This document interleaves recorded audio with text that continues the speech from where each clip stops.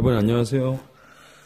오늘은 국어 78쪽부터 있는 중심 문장과 뒷받침 문장을 생각하며 문단 쓰기에 대해서 공부해 보도록 하겠습니다. 지난 시간까지도 우리가 중심 문장과 뒷받침 문장에 대해서 공부를 했어요.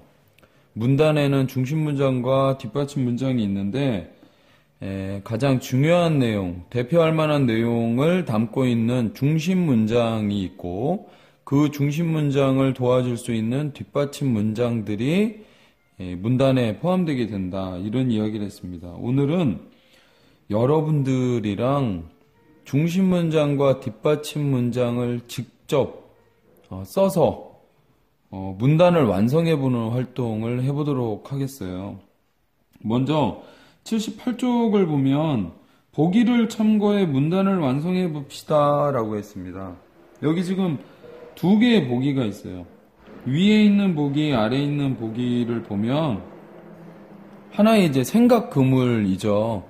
맨 가운데에 있는 것은 우리 생각의 주요 내용이라고 볼 수 있어요. 문단을 이루고 있는 주요 내용, 그것이 가운데에 쓰여져 있고요.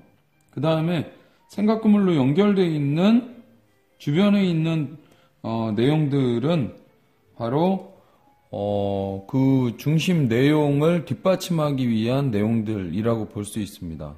그래서 첫 번째 보기 같은 경우에는 문단을 이루고 있는 중심 내용이 뭐예요?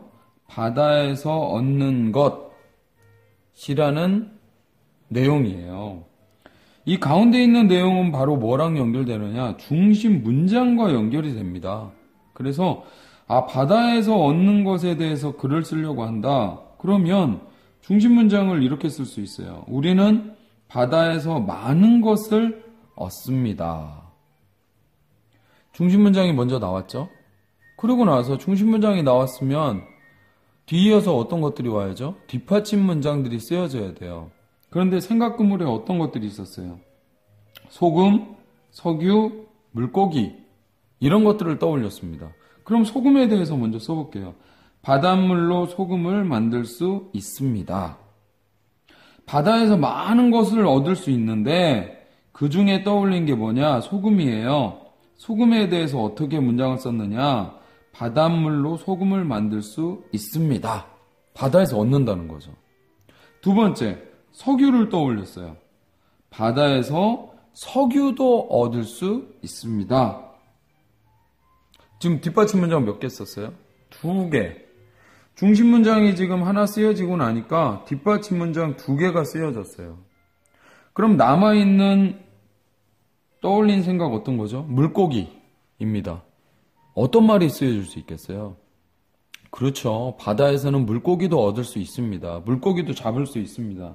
이런 말이잖아요? 그럼 여기 직접 써보자고요. 바다에서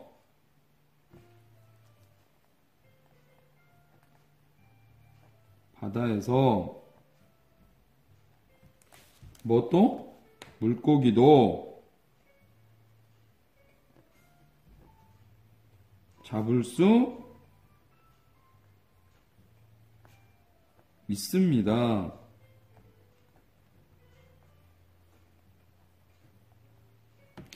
바다에서 얻는 것이 여러 가지라는 이야기를 중심 문장에서 이야기했어요. 그러면 실제로 어떤 여러 가지 것들을 얻는지는 뒷받침 문장에서 얘기해 줘야 되는 거죠. 그래서 떠올린 게 세 가지였어요. 소금, 석유, 물고기. 그래가지고 뒷받침 문장을 어떻게 썼느냐? 바닷물로 소금을 만들 수 있습니다. 하나 썼고요.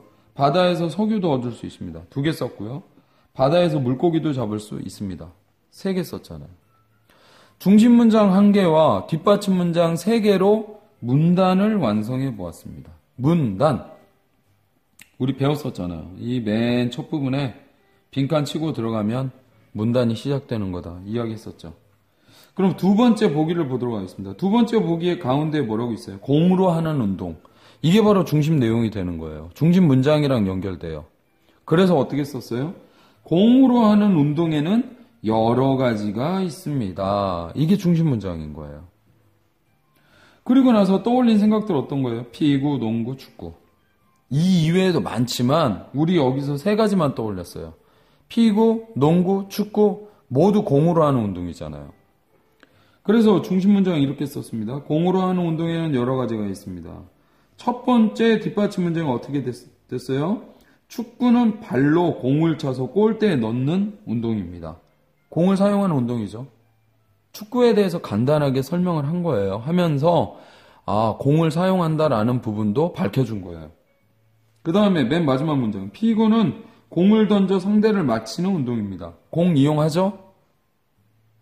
피구가 어떤 운동인지에 대해서 간단하게 설명해 준 거예요. 두 개의 뒷받침 문장이 있는데 가운데가 비어 있습니다. 빠진 게 뭐예요? 농구에 대한 내용이 빠져 있어요. 그러면 농구에 대해서 간단하게 또 설명을 써주면 돼요. 농구는 어떤 운동이에요? 농구는 손으로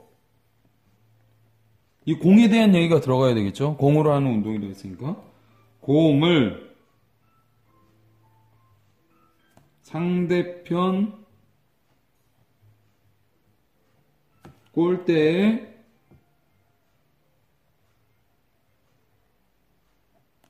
던져서 넣는 운동입니다.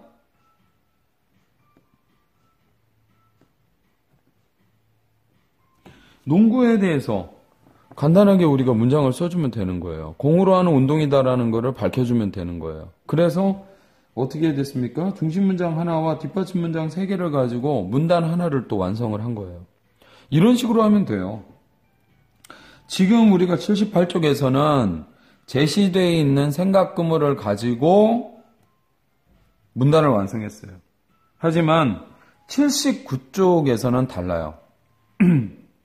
이제 무엇을 하자? 우리가 생각을 해보자. 우리가 직접 문단을 쓸 내용을 떠올려보자. 그리고 문단을 완성해보자라는 거예요. 예를 들자면 이런 것들을 떠올리고 있어요. 지금 여학생이 여러분들 보면 알겠지만 뭡니까? 그렇죠. 자석에 대한 생각을 떠올리기도 하고요. 나는 자석에 대한 문단을 써볼까? 이건 거죠. 또 한편으로는 잘 알고 있죠. 곤충에 대한 생각을 문단으로 써볼까? 이거죠. 여기 지금 사슴벌레, 메뚜기, 개미 있잖아요. 그럼 여러분들은 어떤 생각을 떠올려서 어떤 것에 대한 문단을 써볼까? 여러 가지 생각들이 떠오를 수 있어요. 나는 다양한 놀이에 대해서 한번 써볼까? 아니면 나는 미술 재료에 대한 걸 한번 써볼까? 아니면 우리 집에 있는 가전제품에 대한 걸 써볼까? 여러 가지의 생각들을 떠올렸어요. 도서관에 있는 책에 대해서 써볼까?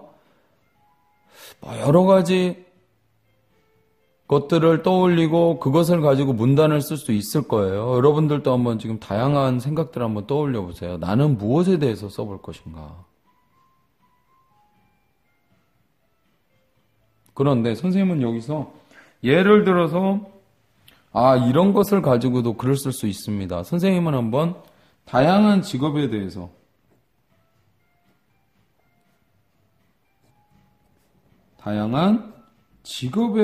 문단을 완성해 보도록 하겠습니다.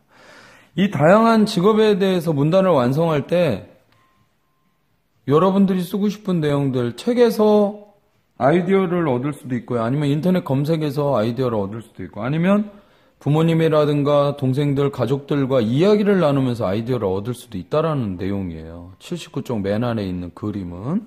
그래서 80쪽으로 가봅니다. 자신이 쓸 내용을 생각그물로 일단 정리를 해보는 거예요. 이 생각그물로 정리하는 것은 문단을 완성하고 글을 완성하는 데 있어서 아주 중요한 과정이 됩니다. 여러분들의 생각이 쉽게 흩어지거나 사라지지 않도록 꽉 잡아주고 그리고 짜임새 있게 글을 쓸 수 있도록 하는 데 있어서 큰 도움을 줘요. 가운데 있는 쓸 내용이라는 게 뭘까요? 바로 중심 내용, 중심 생각. 그렇죠? 여기 들어가는 내용이 중심 문장과 연결이 되겠죠. 선생님 쓸 내용 뭐였었어요? 앞에서 선생님 떠올렸었잖아요. 선생님은 다양한 직업에 대해서 써보려고 합니다.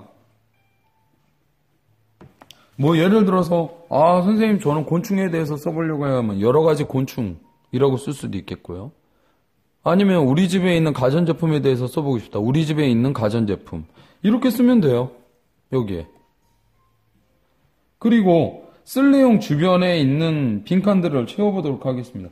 다양한 직업. 어떤 것들이 있어요? 뭐 너무나 많지만 예를 들어서 선생님, 경찰관, 그리고 또 선생님. 직업은 뭐 너무나 많죠. 요리사. 이렇게 세 가지 채워보았습니다. 그리고 나서 아래 6번엔 뭘 써요? 중심 문장을 써봅시다 라고 했어요. 중심 문장은 뭐랑 연결돼요? 여기 가운데 있는 쓸 내용이랑 연결되는 거예요. 중심 내용이랑. 그럼 뭐라고 쓸 수 있겠어요? 선생님이 지금 여기 다양한 직업이라고 했잖아요. 아, 나는 다양한 직업에 대해서 지금 여기에 쓰려고 하는 거야. 그러면 우리 주변에는